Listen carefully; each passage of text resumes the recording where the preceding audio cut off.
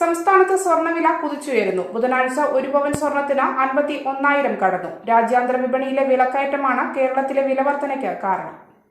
51,000 കടന്ന് സ്വർണ്ണവില മുന്നേറുകയാണ്. കേരളത്തിൽ ഒരു പവൻ സ്വർണത്തിന് 51,280 രൂപയായിരുന്നു ബുധനാഴ്ചയിലെ വില. 1 ഗ്രാം സ്വർണത്തിന് 6,410 രൂപയാണ്. ഈ മാസം സ്വർണ്ണവിലയിൽ വലിയ വർധനവാണ് ഉണ്ടായത്.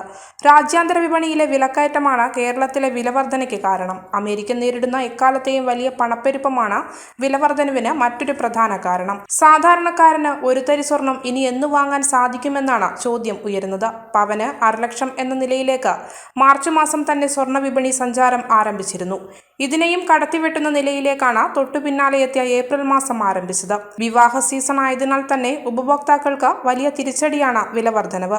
നികുതികളും പണിക്കൂലിയും ചേരുമ്പോൾ ഇങ്ങനെയാവില്ല സ്വർണ്ണവില. മൊത്തത്തിൽ നൽകേണ്ട വിലയിലേക്കെത്തുമ്പോൾ നിരക്ക് സാധാരണക്കാർക്ക് താങ്ങാൻ കഴിയാത്ത സാഹചര്യമാണ്. അതേസമയം സ്വർണം വിൽക്കാൻ ആഗ്രഹിക്കുന്നവർക്ക് ഏറ്റവും മികച്ച സമയം കൂടിയാണിത്. വില കുതിച്ച ശേഷം വിൽപ്പനയിൽ ഇടിവ് വന്നുവെന്ന് ജ്വല്ലറി വ്യാപാരികൾ പറയുന്നു.